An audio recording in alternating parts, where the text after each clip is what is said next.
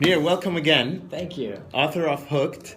We'll get to hear a little more about the book and a little more about some things. Yeah. So tell us, Nir, what's the book about?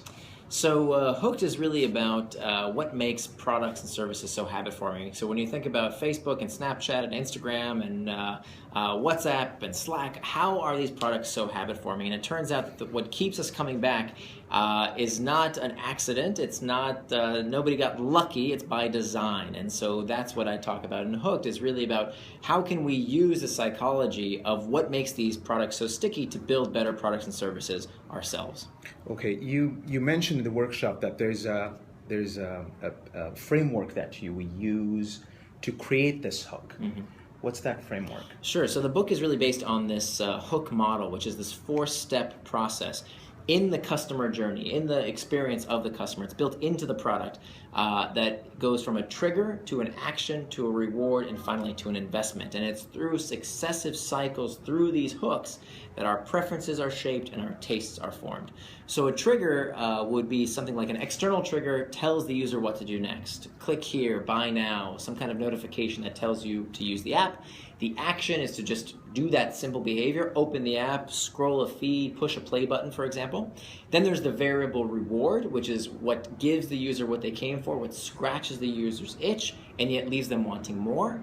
And then finally, the investment is the bit of work the user puts into the product to keep them coming back in the future. So, and then eventually, through successive cycles through the hook, they don't even need an external trigger at all. They come back to the app prompted by what's called an internal trigger. So that might be an emotion, a situation, a routine, and it's once that is finally formed, then it really becomes a habit. And so the idea behind the book is really, number one, I want to help people build products and services which are actually engaging, because I think there's a huge opportunity and a huge problem that the vast majority of products that we use are very difficult to engage with. If you think about government services, local businesses, I mean, most software out there is really hard to use, and it's supposed to help people do things they want to do. So that's really why I do what I do, is to help companies help their users. The second reason I wrote the book is that I think that the world is becoming a potentially more addictive place. And when we think about some of these tools and services, that some people find themselves going too far.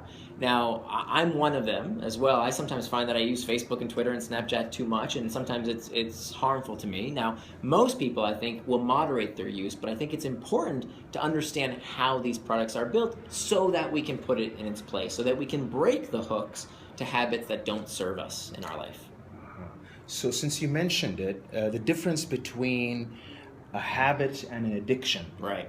So an addiction has a very specific definition. An addiction is a persistent compulsive dependency on a behavior or substance. It's something that the user wants to stop doing but can't stop doing. And if that's the criteria, is you want to stop but you can't, that's an addiction. And that's where I think companies actually do have a moral responsibility to do something.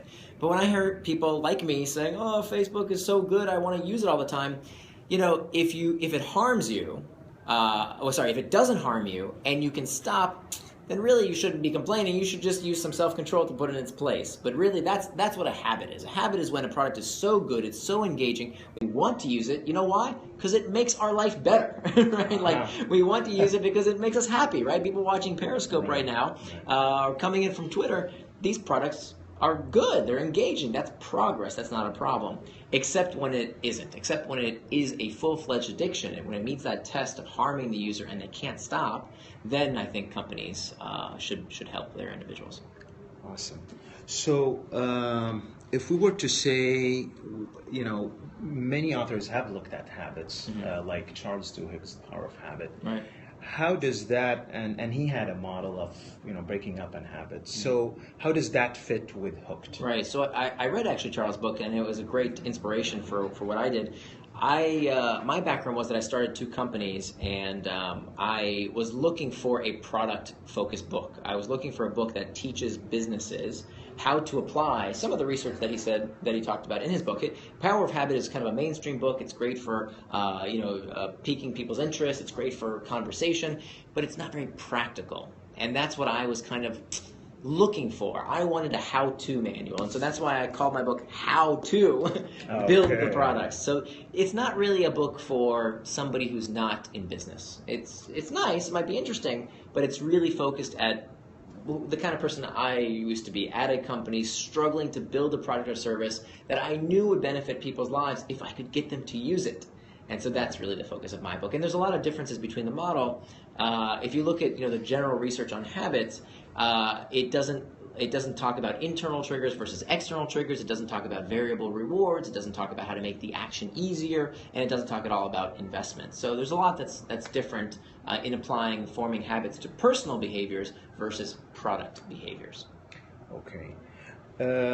Is customer journey mapping part of what creating a habit? Yeah. So understanding absolutely. So the customer journey mapping, in terms of figuring out what steps the user takes when they experience your product, what I would advocate for is make sure that in the course of your user using the product, in the experience, you have a hook embedded in that product. So you've got to make sure that you're covering those 4 steps of a trigger, an action, a reward, investment, if you want your product to be habit forming. Okay. Any last thoughts on these different social networks out there, whether it's Snapchat or Instagram? Now that Instagram has just started creating Snapchat features like the video, where do you think things are going? And any thoughts on that? So I think there's this period now where lots of companies have hooks, and they're competing to figure out whose hook is better. And I think what we saw, I think if there's one person who really understands the power of these habit-forming technologies, it's Mark Zuckerberg. And he realizes that Facebook is totally dependent on habits. The fact that if tomorrow people stopped their Facebook habit, that would be disastrous, right? The company would go out of business. They couldn't afford to spend on advertising to bring you back. It wouldn't be possible. I mean, they have over 1 billion people on the platform. They would go bankrupt. They have to have people coming back on their own, sparked through internal triggers, or the company goes out of business. And so because Mark understands that, anybody who threatens that habit, he either buys or tries to replicate. So that's why they had to buy WhatsApp. That's why they had to buy Instagram. That's why they tried to buy Snapchat, but for $3 billion they were rebuffed. And why they are trying to copy some of those features pixel for pixel inside Instagram. That's very interesting. So any more insight you think people are not aware of that you think they should know? I think in general, when we're designing products, specifically technology products, I think we have an amazing opportunity to improve lives. And that's really what drives me to do what I do. And that is that I think technology has a tremendous ability to make our lives more enjoyable, more purposeful, more enriching, to connect people together. I think it's a very good thing for the world. And I think the real problem is not that a few companies have mastered it and maybe sometimes we overuse. I think the real problem is that not enough companies use these techniques. Okay, so getting hooked is not getting hooked to the wrong things or negatively saying it, but it's more on something that helps you rather than hurts. Right, exactly. The book is all about how to build healthy habits. I mean, think about all the things that people want to do: exercise more, eat better, further their career, learn a new skill. All of these things that we can help people do if we can figure out how to use these technologies to change their habits and behaviors. And that's really the goal. Okay, wonderful. Thank you very much, my pleasure, Nir, for your time. Thank and you. I guess Hooked is available in all bookstores. It is. Thank you. Thank you. Okay, let's stop this. Yeah. All right, good luck. More for